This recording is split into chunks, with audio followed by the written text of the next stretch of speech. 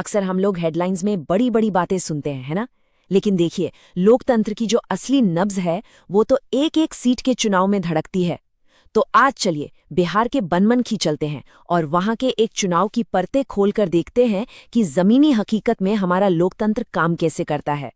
सोचिए, ये कुछ ऐसा है जैसे एक माइक्रोस्कोप के नीचे किसी एक सेल को रखकर पूरे शरीर की सेहत का अंदाजा लगाना।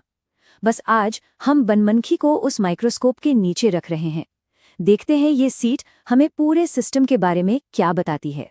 तो आज की हमारी पड़ताल का रास्ता क्या होगा?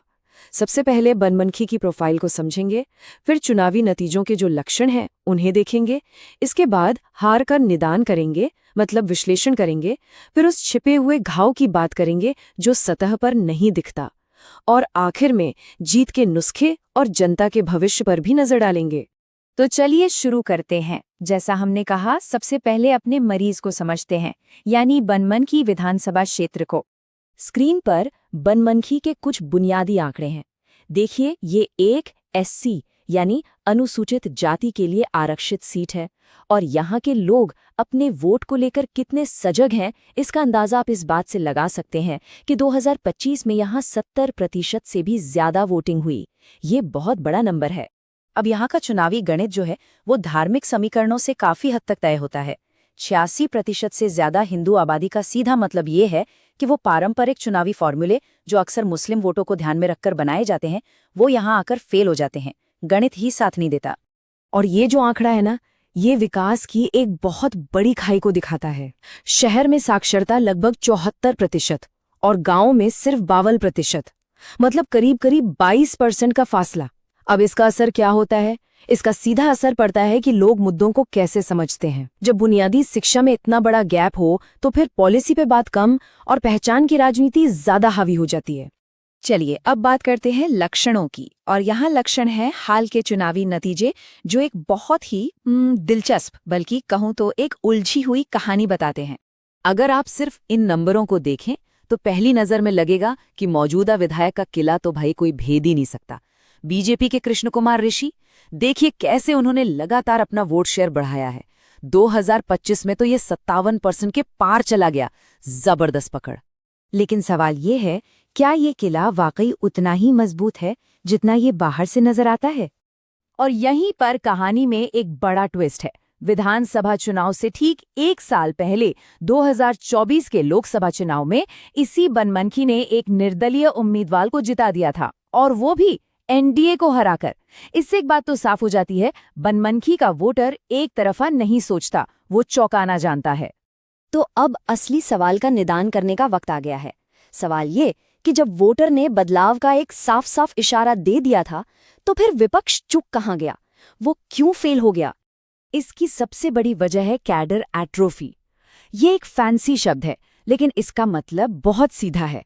मतलब पार्टी का जो जमीनी ढांचा होता है, जो बूथ लेवल पर काम करने वाले कार्यकर्ता होते हैं, वो लगभग खत्म हो चुके हैं।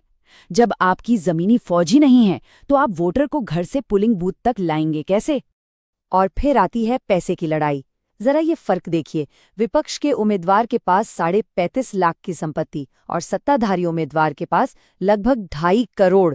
ये 7 गुना से भी ज्यादा का फर्क है। आज के जमाने में जब हर चीज डिजिटल है, पोस्टर से लेकर सोशल मीडिया तक, इतना बड़ा रिसोर्स गैप लड़ाई शुरू होने से पहले ही आपको बहुत पीछे धकेल देता है। और शायद सबसे बड़ी गलतियों में से एक थी उम्मीदवार का चुनाव। एक 67 साल के नेता जिनका बार बार पार्टी बदलने का रिकॉर्ड रहा हो, आप खुद सोचिए वो आज के युवा वोटर से कैसे कनेक्ट कर पाएंगे? उनका यूथ कनेक्ट स्कोर और जीतने की संभावना दोनों ही लगभग 0 थे। अब जरा चुनावी उठापटक से हटकर उस छिपे हुए घाव को देखते हैं जो बनमनखी के आम लोगों की जिंदगी में हर रोज रिश्ता है। ये नंबर देखिए, 68%। पूर्णिया जिले के 68% बच्चे खून की कमी यानी अनीमिया के शिकार हैं। ये सिर्फ एक आंकड़ा नहीं है, ये सीधे सीधे गवर्नेंस के फेल होने का सबूत है। और बात यहीं खत्म नहीं होती। उसी इलाके में 44% बच्चे स्टंटिंग के शिकार हैं, मतलब उनका शारीरिक विकास उम्र के हिसाब से नहीं हो पा रहा है।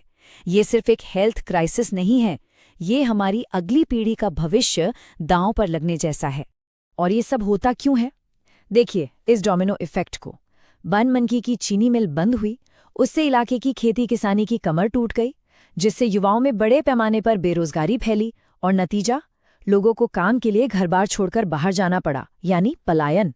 ये इतना बड़ा मुद्दा था, जमीन पर इतनी नाराजगी थी, लेकिन विपक्ष से एक चुनावी लहर में बदल ही नहीं पाया। तो सवाल उठता है कि क्या यहाँ से वापसी का कोई रास्ता है? क्या है जीत का नुस्खा? जवाब है हाँ, लेकिन ये कोई 2 मिनट में बनने वाली मैगी नहीं है। ये एक लंबी, सोची समझी रणनीति है। इसे एक 750 दिन के सर्जिकल ऑपरेशन की तरह समझिए। चुनाव से 2 साल पहले नींव डालनी होगी, फिर 1 साल पहले नैरेटिव की जंग छेड़नी होगी, चुनाव से 6 महीने पहले जमीन पर लोगों को लामबंद करना होगा, और आखिरी के 90 दिन होंगे फाइनल स्प्रिंट के लिए। ये चुनाव के ठीक पहले जागने वाली राजनीति नहीं, बल्कि लगातार चलने वाली लड़ाई है।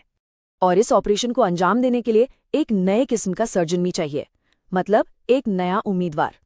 कैसा? उम्र 35 से 45 के बीच, कोई एससी प्रोफेशनल हो, बोलने में दमदार हो, डिजिटल दुनिया को समझता हो, और सबसे जरूरी, आर्थिक रूप से इतना मजबूत हो कि उसे संसाधनों के लिए किसी पर निर्भर न रहना पड़े। पुरानी राजनीति को सिर्फ एक नया चेहरा ही चुनौती दे सकता है। तो आखिर में बनमनखी का ये पूरा केस स्टडी हमें क्या सिखाता है? डेटा, सम्मान और लोकतंत्र के बारे में, और सबसे जरूरी, वहां के लोगों के भविष्य के बारे में। ये एक लाइन पूरी कहानी का निचोड़ है कि पार्टी का ढांचा जमीन पर मौजूद सत्ता विरोधी लहर को असल वोट्स में नहीं बदल पा रहा है। मतलब, लोगों में गुस्सा तो है, लेकिन उस गुस्से को सही दिशा देकर वोट में बदलने वाला कोई संगठन ही नहीं है। और यहीं पर हम एक बड़ा सवाल छोड़कर जा रहे हैं। सोचिए, क्या होगा जब बनमनखी के लोगों के दर्द के ये सारे आंकड़े, ये सारे फैक्ट्स किसी ऐसी पॉलिटिकल मशीन से मिलेंगे जो सिर्फ बोलने के लिए नहीं, बल्कि सच में सुनने के लिए बनी हो। जिस दिन ये होगा, उसी दिन लोकतंत्र का असली मतलब सामने आएगा, और शायद बनमनखी का भविष्य भी।